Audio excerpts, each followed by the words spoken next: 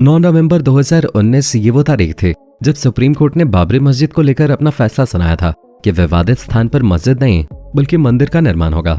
जब ये फैसला लिया जा रहा था उस दौरान कोर्ट में मस्जिद और मंदिर से जुड़े कई सारे राज सामने आए और इन्हीं सब में एक ऐसा सच भी सामने आया जिसे सुनकर कोर्ट में मौजूद हर किसी के पैरों तले जमीन खिसक गई। लेकिन फिर भी इस राज को कोर्ट के दरवाजे से बाहर आने की इजाजत नहीं थी। लोगों से इस बात को छुपाया जा रहा था और जिस किसी को भी इसके बारे में पता था वो गलत पता था। तो क्या है वो राज जिसने बाबरी मस्जिद को एक केस हरवा दिया और क्यों इस राज को सबसे छुपाया जा रहा था, चलिए जानते हैं।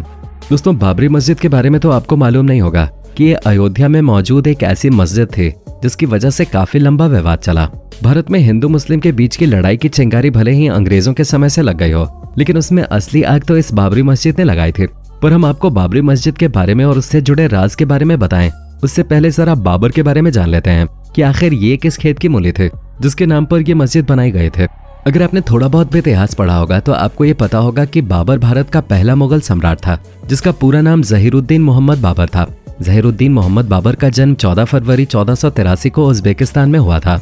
मुगल साम्राज्य के पहले शासक बाबर सरगना घाटी के उमर शेख मिर्जा के सबसे बड़े बेटे थे। पिता की मौत के बाद 11 साल की उम्र में ही बाबर के ऊपर राज्य की सारी जिम्मेदारी आ गए थे। बाबर भले ही एक छोटी उम्र का राजा था लेकिन उसे राजनीति के सारे दांव पे चाहते थे। तभी तो कम उम्र में सिंहासन पे बैठने की वजह से जब बाबर को अपने रिश्तेदारों का विरोध झेलना पड़ा तो उसने बहुत ही चतुराई से सबका सामना किया और एक एक करके सबको अपने रास्ते से हटाता चला गया।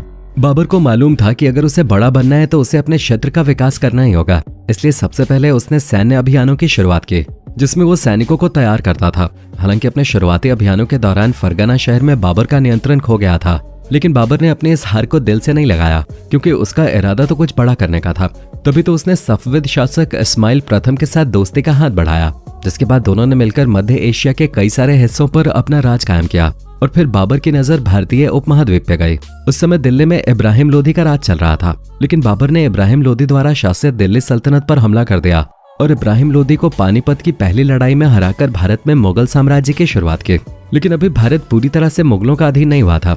इब्राहिम लोदी को हराने के बाद बाबर को मेवाड़ के राणा सांगा के विरोध का सामना करना पड़ा, जिन्होंने बाबर को घुसपैठियों के रूप में देखा और उन्हें चुनौती भी दी।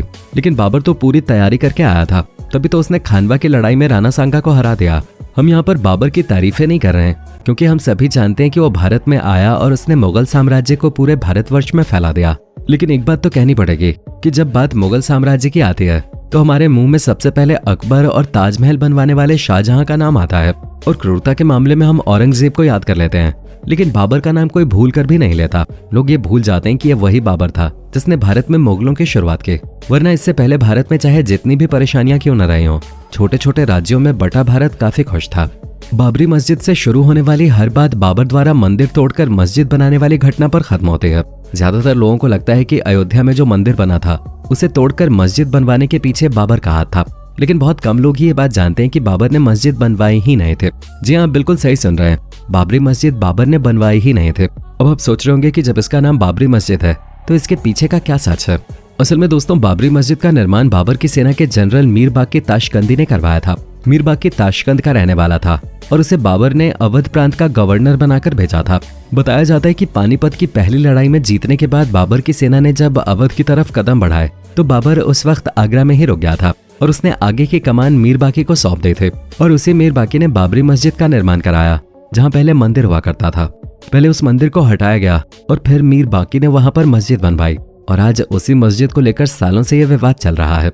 मीर बाकी चाहता था कि बाबर उससे हमेशा खुश रहे, इसलिए उसने पहले मस्जिद बनवाया और फिर उसे बाबरी मस्जिद का नाम दे दिया।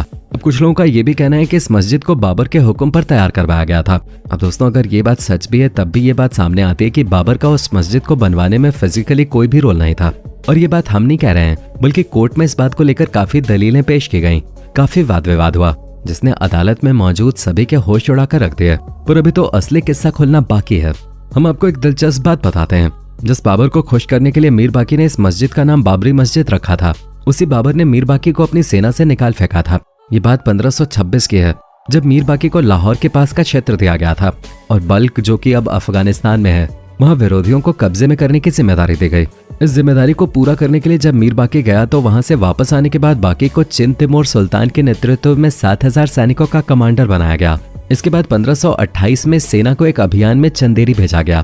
यहाँ से उनके दुश्मन भाग निकले और फिर चिन तैमूर सुल्तान को उनका पीछा करने का आदेश मिला, जबकि कमांडर मीर बाकी को आगे न जाने का हुक्म दिया गया।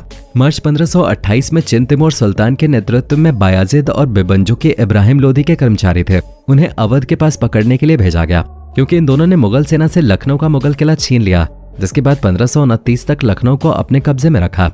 बयाजिन और बिबर ने जब लखनऊ के किले को मुगल सेना से छीन लिया तो इस हार का ठेका मीर बाकी के सिर पे फूटा, क्योंकि उस वक्त लखनऊ के किले की जिम्मेदारी उसी के ऊपर थी।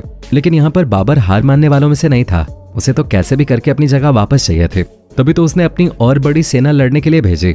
बयाजिद और बिबन को जब और ज्यादा सेना आने की भनक लगी तो वो लखनऊ से दम दबाकर भाग निकले और लखनऊ किला वापस से मुगल सेना का हो गया। लखनऊ के किले को कुछ समय के लिए खो देने और मीर बाकी को उस पर ध्यान न रख पाने की वजह से बादशाह बाबर मीर बाकी से नाराज हो गया और फिर 13 जून 1529 को बाबर ने मीर बाकी को बुलावा भेजा। 20 जून 1529 को बाबर ने मीर बाकी को अपनी सेना से निकाल फेंका। इतना ही नहीं, मीर बाकी के जितने भी साथी थे उन्हें भी बाबर ने अपनी सेना से निकाल दिया। यानी कि जिस बंदे ने बाबर को खुश करने के लिए भविष्य में होने वाली इतनी बड़ी हिंदू मुस्लिम की लड़ाई खड़ी कर दे, वो खुद बाबर की नजरों में गिरकर सेना से बाहर हो गया। वैसे दोस्तों, बाबर की जीवनी बाबरनामा में कई सारी चीजों से पर्दा उठता है, जिसमें ऐसी किसी भी घटना के बारे में नहीं बताया गया है जो ये साबित करे कि बाबर ही वो शख्स था जिसने बाबरी मस्जिद का निर्माण करवाया। इतना ही नहीं, एक थ्योरी तो ये भी कहती है कि तुलसीदास ने भी कभी ऐसी किसी घटना का जिक्र नहीं किया है, जो शायद इस देश में पैदा हुए सबसे बड़े राम भक्त थे। उन्हें राम के जीवन की हर एक चीज के बारे में पता था। भगवान राम की भक्ति में वो हर वक्त डूबे रहते थे और पूरा जीवन उन्होंने भगवान राम को समर्पित कर रखा था। तुलसीदास ने जो कुछ भी लिखा सिर्फ और सिर्फ राम के नाम पर लिखा, लेकिन तुलसीदास जी ने कभी भी राम मंदिर टूटने और वहां पर बाबरी मस्जिद बनने की घटना का जिक्र नहीं किया। इसके बाद 6 दिसंबर 1992 की तारीख हमेशा हमेशा के लिए इतिहास के पन्नों में दर्ज हो गई, जहां हजारों की संख्या में लोगों ने अयोध्या पहुंचकर बाबरी मस्जिद को गिरा दिया और वहां पर एक अस्थायी राम मंदिर बना दिया।